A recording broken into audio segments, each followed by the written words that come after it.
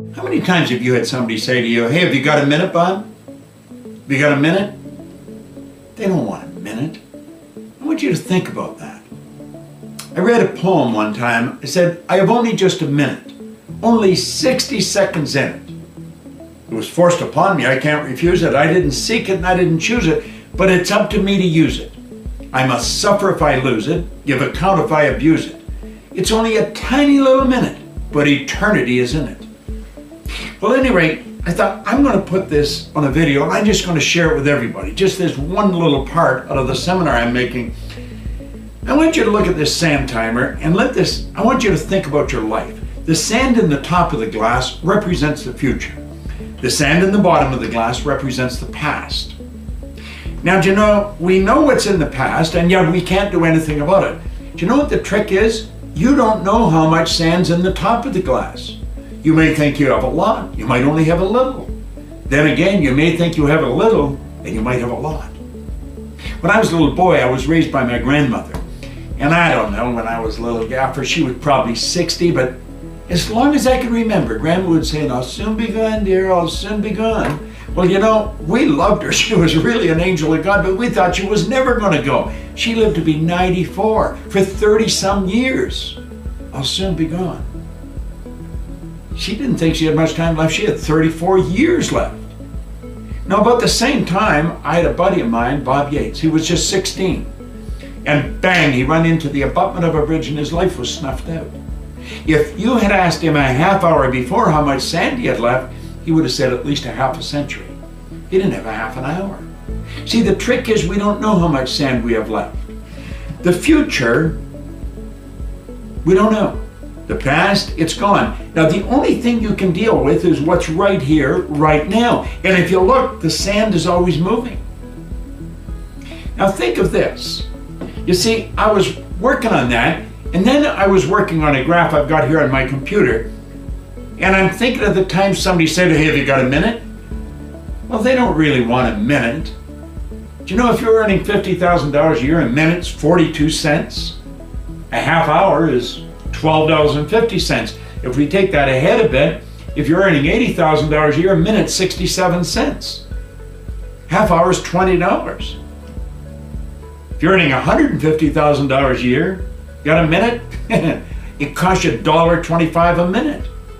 A half hour is $37.50. So you see, if somebody said, you want to stop for a cup of coffee?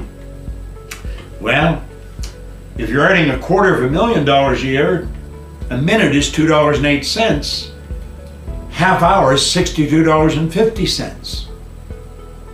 And then, of course, you got the coffee to pay for on top of that. So you see, the point is this. This is all we've got right here, right now. We don't know how much we have left in the future, but we do know what we've got now. And I have found the people that win are the people who make up their mind. They're not going to waste the minutes. They're going to be productive. They're going to make it happen every minute. If you tell yourself a lie often enough, you're going to start to believe it. And way around 1900, William James said, believe, and your belief will create the fact. It's got to be believed. You've got to believe it. And if there's no belief, it ain't going to happen. See, when you believe it, you're encased in the idea. You fuse with the idea. And that makes all kinds of things happen. When you believe it, there's no quitting. You never quit. It doesn't matter what happens. You don't quit. Quitting is never an option. The people that quit, they never really bought into the idea in the first place. See, you get it on three levels. The second you think of something, you've got it intellectually. When you get emotionally involved, you've got it on a spiritual or emotional level. Well, then that expresses itself through the body. Body's just an instrument of your mind. And so when you really buy into it, you literally fuse with it. Neville said you fuse with it. And this causes all kinds of things to happen. You're dealing with electronics, you're dealing with energy. Like the second you think something, that's all you need. See, you live on frequencies, you think on frequencies. Your phone operates on frequencies. And it's like magic. You're in Romania, are you? Right. I'm in Toronto. Yes. If I've got your number on my phone, I could take a picture of something, hit it like that. You've got it in Romania. Simultaneous with me sending it, because when you get into the mind, there isn't any time or space. It's just immediate.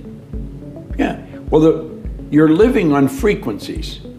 Now, when you think of something, what you've done is you've flipped your brain onto a higher frequency. The very fact you can see it is all the proof you need to know you could get it. What you have to do is raise your love consciousness to that frequency. And then you will attract whatever's on that frequency. All the good you need to manifest the idea. You should seek failures. See, if you're playing it safe, you're not going to win. If you're playing it safe, like that old saying, you know, you were taught when you're a little girl, better to be safe than sorry. Well, that's a bunch of crap. It's not better to be safe than sorry. It's by trying things that you figure out how far you can go. You got to get outside the box. Like it's reported, Edison tried 3,000 ways before he built the incandescent light. He said he didn't fail 3,000 times. He said there was 3,000 different steps to building a light bulb.